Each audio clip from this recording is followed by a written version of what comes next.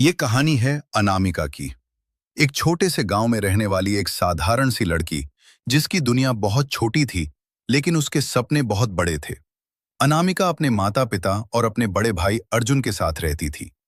अर्जुन सिर्फ उसका भाई नहीं था, बल्कि उसका सबसे अच्छा दोस्त भी था। बचपन से लेकर अब तक हर छोटी बड़ी खुशी और हर मुश्किल में अर्जुन हमेशा उसके साथ खड़ा रहा। जब भी अनामिका उदास होती, अर्जुन उसे हंसाने का कोई न कोई तरीका ढूंढ ही लेता था। लेकिन समय के साथ घर की हालत कमजोर होने लगी और पैसों की कमी के कारण अर्जुन को शहर जाना पड़ा। जिस दिन अर्जुन गांव छोड़कर गया, उस दिन अनामिका बहुत रोई थी। उसने अपने भाई का हाथ पकड़कर कहा था, भैया जल्दी वापस आना, मैं आपके बिना नहीं रह पाऊंगी। अर्जुन ने मुस्कुराकर कहा, बस थोड़ा सा वक्त, फिर मैं हमेशा के लिए तेरे पास आ जाऊंगा। और वो चला गया। दिन बीतते गए, हफ्ते महीनों में बदल गए, लेकिन अनामिका के लिए हर दिन एक जैसा ही था, अपने भाई के इंतजार में बीतता हुआ। अर्जुन हर हफ्ते उसे फोन करता और उसकी छोटी छोटी बातों का ख्याल रखता। एक दिन अचानक अर्जुन का फोन आया और उसने कहा, अनामिका, मैं कल घर आ रहा हूं। ये सुनते ही अनामिका की खुशी का ठिकाना नहीं रहा। उसने पूरे घर को सजाया, अपने पसंदीदा कपड़े पहने और सुबह से ही उसका इंतजार करने लगी। जैसे जैसे समय बीतता गया, उसकी बेचैनी बढ़ती गई। शाम होने लगी, सूरज ढलने लगा और अनामिका गांव की सड़क के किनारे जाकर खड़ी हो गई, उम्मीद भरी नजरों से देखती। लेकिन अर्जुन नहीं आया। अंधेरा बढ़ने लगा, हवा ठंडी हो गई और आसमान में बादल छाने लगे। अनामिका के दिल में एक अजीब सा डर घर करने लगा। तभी अचानक दूर से एक गाड़ी की रोशनी दिखाई दी।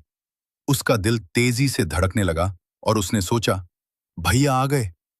लेकिन जैसे ही गाड़ी उसके पास आकर रुकी, उसकी उम्मीद एक पल में टूट गई। गाड़ी से दो अनजान लोग उतरे और उन्होंने धीमी आवाज में कहा, क्या तुम अनामिका हो? उसने डरते हुए सिर हिलाया। फिर उन्होंने कहा, एक एक्सीडेंट हो गया है। ये शब्द सुनते ही अनामिका के पैरों तले जमीन खिसक गई। उसकी आंखों से आंसू बहने लगे, उसके हाथ कांपने लगे और वो वहीं सड़क के किनारे बैठ गई। वो बार बार बस यही कह रही थी, ये सच नहीं हो सकता, ये झूठ है। लेकिन सच को कोई नहीं बदल सकता था। उस रात बारिश शुरू हो गई और अनामिका भीगती रही, लेकिन उसे कुछ महसूस ही नहीं हो रहा था। उसके अंदर सब कुछ जैसे खत्म हो चुका था।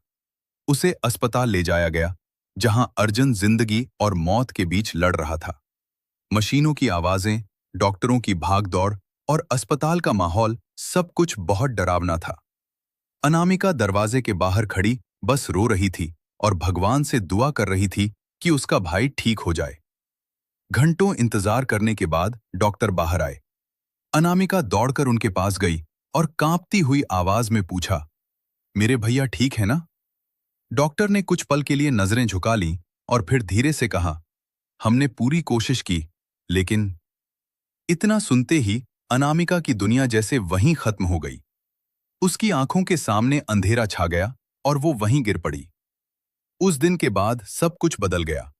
घर वही था, लोग वही थे, लेकिन अनामिका अब पहले जैसी नहीं रही थी। वो ज्यादा बात नहीं करती थी, अक्सर अकेले बैठकर आसमान को देखती रहती थी, जैसे किसी का इंतजार कर रही हो जो अब कभी वापस नहीं आएगा। लेकिन समय धीरे धीरे हर घाव को भरना सिखा देता है। एक दिन उसे अपने भाई की बातें याद आईं, तू कभी हार मत मानना। और उसी दिन अनामिका ने फैसला किया कि वो टूटेगी नहीं, वो अपने भाई का सपना पूरा करेगी। उसने पढ़ाई शुरू की, मेहनत की और खुद को मजबूत बनाना शुरू किया। लोग हैरान थे कि जो लड़की पहले इतनी कमजोर लगती थी, अब इतनी मजबूत कैसे हो गई। लेकिन उन्हें क्या पता था कि उसके अंदर कितना दर्द छुपा हुआ है। सालों बाद अनामिका ने अपनी मेहनत से एक अच्छी नौकरी हासिल कर ली और अपने माता पिता का सहारा बन गई। आज भी जब वो रात को आसमान की तरफ देखती है, तो उसकी आंखों में आंसू आ जाते हैं, लेकिन उसके होंठों पर एक हल्की सी मुस्कान भी होती है, क्योंकि उसे पता है कि उसका भाई कहीं न कहीं से उसे देख रहा है और उस पर गर्व कर रहा है। कुछ लोग हमारे साथ नहीं रहते, लेकिन उनकी यादें हमें जीना सिखा देती हैं, और अनामिका के लिए उसका भाई हमेशा उसके दिल में जिंदा रहेगा।